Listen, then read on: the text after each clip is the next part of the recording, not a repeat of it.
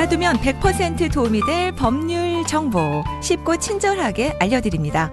스튜디오 1005 사회정의구현 기획 코너 우리 동네 변호사.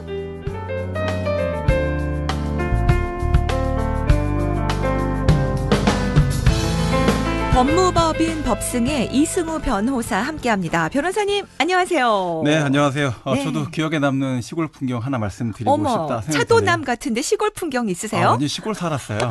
네, 완전 시골 살았고요. 어디예요? 네, 저는 충남 홍성에서 초등학교 열심히 다녔고요. 아, 그래요? 네네. 그래서 이제 비 내리는 방학식 하기 전날 아침에 네.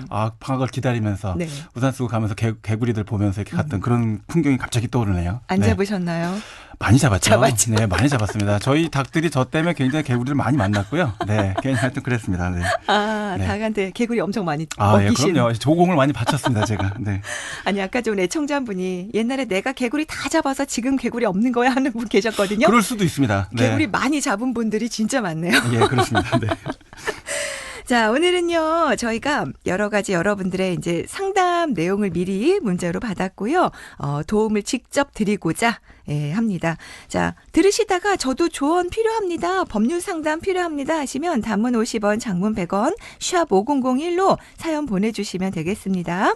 자, 그럼 첫 번째 사연 만나보겠습니다. 우리 8929번님.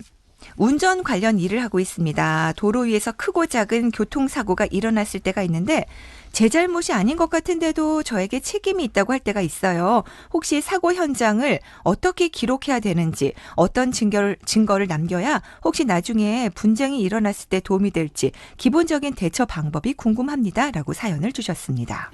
네, 일단은 이제 저녁에 밤늦게 되셨으면요 차에서 안 내리시는 걸 좀 권합니다. 특히 네. 여성 운전자분들 위험하실 수 있거든요.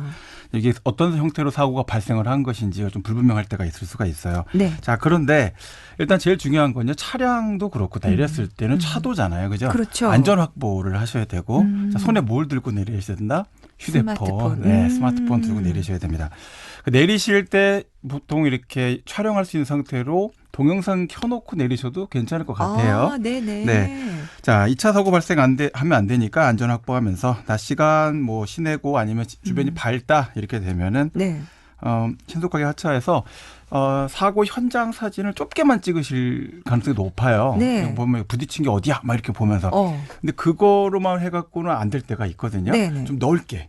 마음을 좀 넓게 보시면서 주변을 좀 같이 찍으실 필요가 있어요. 네네. 그래서 그렇게 하면 이제 관련 차량들의 이제 번호판 이런 것들이 자연스럽게 확보가 되겠죠. 네.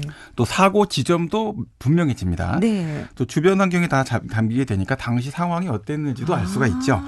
자, 부딪힌 부위만 이제 엄청 다양한 각도로 다 찍어 놓으면 그것도 뭐 당연히 필요하긴 한데요. 네.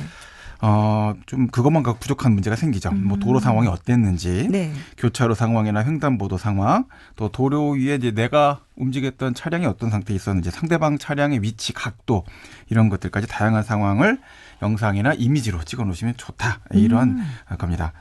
자, 이제 피해 상황에 대한 걸 아무래도 우리가 이제 말로 좀 이해하게 되잖아요. 네. 그러다 보니까 이제 대화 내용까지도 일부 좀 담을 수 있으면 아주 좋거든요. 그래서 뭐 어떻게 됐어요? 뭐라고 했어요? 이거 왜 이렇게 하신 거예요? 뭐 이렇게 주고받을 수 있는 자, 그런 내용들로 들어오면 좋고요. 네. 주변에 CCTV 어디 있을까 이렇게 한번 체크해 보시는 거 그런 것들도 좋고. 자, 이제 교통사고 관련해서 이렇게 이 정도 하면 제가 봐도 굉장히 이상적이고 거의 슈퍼우먼입니다. 이렇게 되면.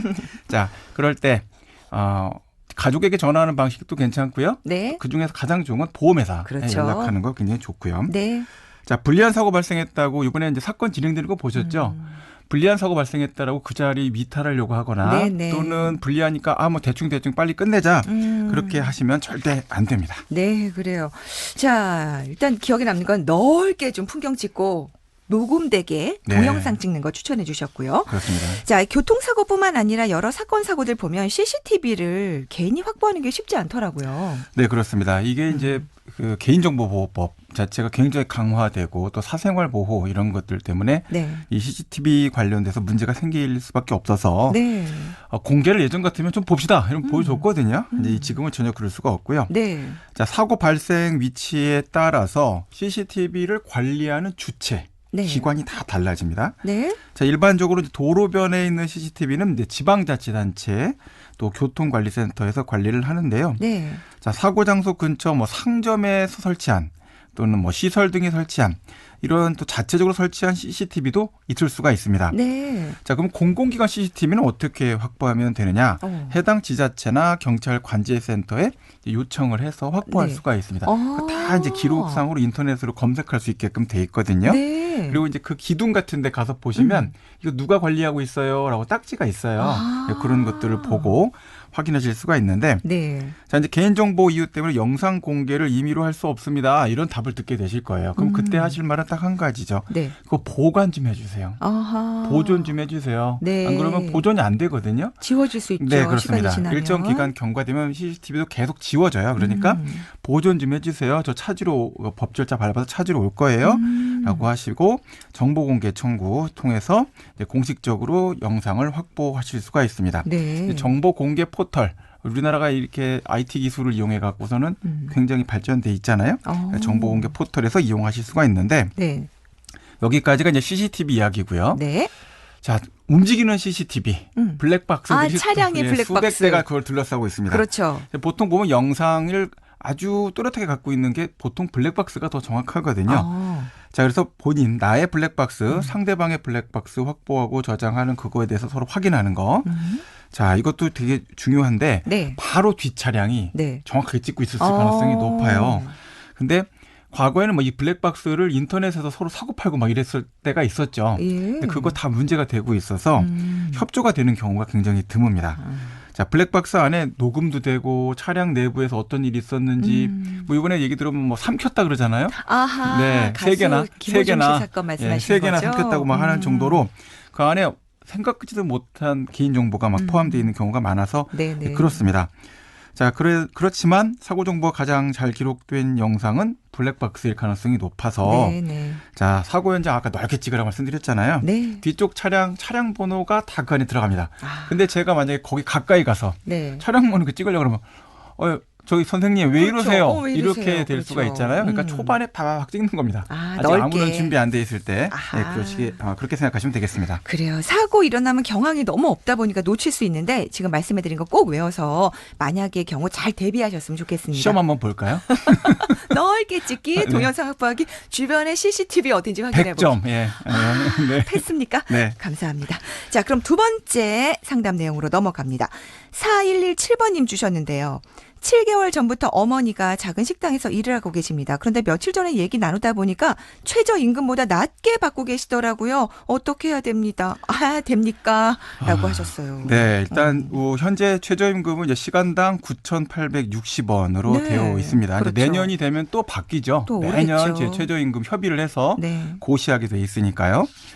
자, 이제 사연 주신 분의 어머님의 경우 이 금액보다 적은 금액을 받았다라고 한다면 고용노동부가 이것을 계속 관리 감독하면서 신고를 받아서 처리를 하고 있습니다. 네.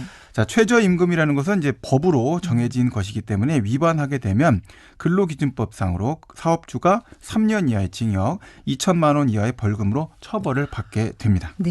네. 혹시라도 뭐 다른 핑계를 대는 거 있잖아요. 예를 들어서 장사가 안 돼요. 예.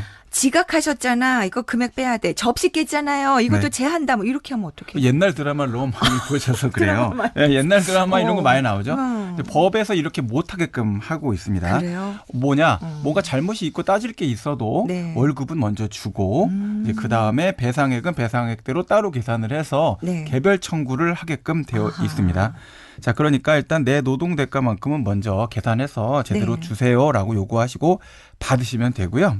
자, 그런데 그럼에도 불구하고 최저시급에 못 미치는 금액을 나랑 합의한 적도 없고 동의한 적도 없는데 했다면 신고를 하시는 게 당연하고 네. 고용노동부 고객상담센터 1350을 통해서 1350입니다. 네.